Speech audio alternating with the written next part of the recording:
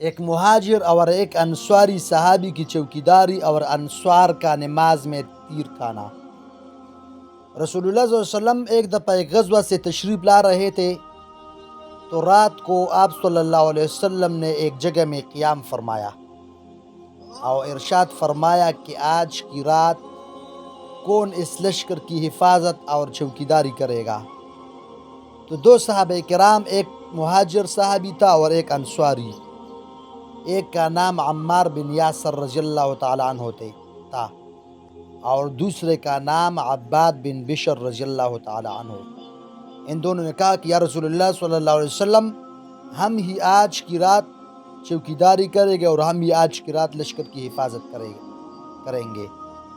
تو آپ صلی اللہ علیہ وسلم نے ان دونوں صحابہ کرام سے کہا کہ آپ وہ سامنے والے پہاڑ پر چلے جائے جہاں سے دشمن کے آنے کا راستہ ہو سکتا تھا۔ آپ صلی اللہ علیہ وسلم نے ان کو بتا دی۔ اس پر وہ دونوں صحابہ کرام جب وہاں چلے گئے اور دونوں نے قیام کیا تو وہاں جا کر انصاری صحابی نے مہاجر سے کہا کہ ایسے کرتے کہ رات کو دو حصوں میں تقسیم کرتے ہیں، ایک حصے میں آپ سو جائے، میں جاگتا رہوں گا، اور دوسرے حصے میں آپ جاگیں گے، میں سوؤں گا، کیونکہ اگر ہم دونوں جاگے رہے تو یہ بھی ہو سکتا ہے کہ رات کے آخری حصے میں ہم دونوں میں سے کسی ایک پر نیند غالب آ جائے اور آپ صلی اللہ علیہ وسلم نے جو ہمیں ذمہ داری دی وہ ہم سے رہ جائے گا، تو اس طرح نقصان ہوگا۔ تو ایسے کرتے کہ رات کو دو حصوں میں تقسیم کرتے ہیں، ایک حصے میں آپ جاگیں گے، میں سو جاؤں گا، اور دوسرے حصے میں آپ سو جائیں گے، میں جاگتا رہوں گا۔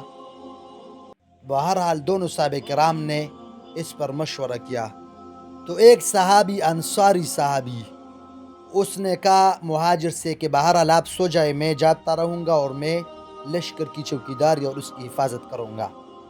بہرحال انصاری صحابی اس کی ذمہ داری ہو گئی اور وہ جاگتا رہے، اور ہر جو دوسرا صحابی تھا مہاجر، وہ سو گئے۔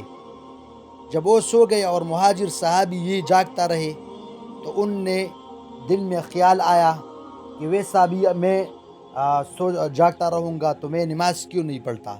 بہرحال انہوں نے نماز کی نیت باندھ لی اور نماز پر پڑھنے کے لیے کھڑے ہو گئے۔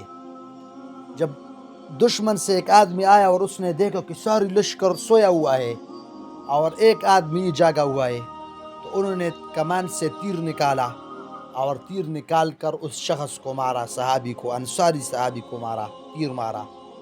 وہ تیر آ کر کے اس صحابی کے سینے میں لگا، جس کی وجہ سے اس کی خون جاری ہو گئی۔ پھر اسی طرح دوسرا تیر لگا، پھر تیسرا۔ اس تیر کی وجہ سے یہ صحابی کوئی حرکت نہیں کرتا تھا۔ بہرحال اس کے بعد اس کو خیال آیا کہ اگر اسی طرح تیر لگتے رہے اور میرے جسم سے خون جاری رہتے رہے تو ویسا نہ ہو کہ آپ صلی اللہ علیہ وسلم کی ذمہ داری ہم سے فوت نہ ہو جائے۔ تو بہرحال انہوں نے بہت اطمینان کے ساتھ رکوع کیا، پھر سجدہ کیا، اور اس کے بعد پھر سلام پھرا اور جا کر کے اپنے ساتھی کو جگایا۔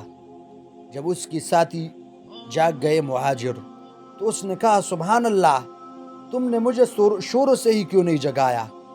تو انصاری نے فرمایا کہ میں نے ایک سورت شروع کی تھی، سورت الکاف، اور میرا دل چاہ رہا تھا کہ سورت ختم کرنے سے پہلے رکوع نہ کروں۔ مجھے اللہ تعالیٰ کی قسم اگر مجھے اس بات کی اندیشہ نہ ہوتا تو میں بار بار تیر لگنے سے مر جاتا، لیکن میں رکوع نہیں کرتا۔ لیکن صرف اس خوف کی وجہ سے کہ آپ صلی اللہ علیہ وسلم نے جو ذمہ داری ہمیں سونپی ہے ویسا نہ ہو کہ آپ صلی اللہ علیہ وسلم کی ذمہ داری ہم سے فوت نہ ہو جائے، صرف اس اندیشے کی وجہ سے میں نے سورت کو ختم کرنے سے پہلے رکوع کیے۔ اللہ تعالیٰ کی قسم اگر مجھے یہ خوف نہ ہوتا تو میں مر جاتا، تیر کا کر کے میں مر جاتا، لیکن میں سورت کو ختم کرنے سے پہلے رکوع نہیں کرتا۔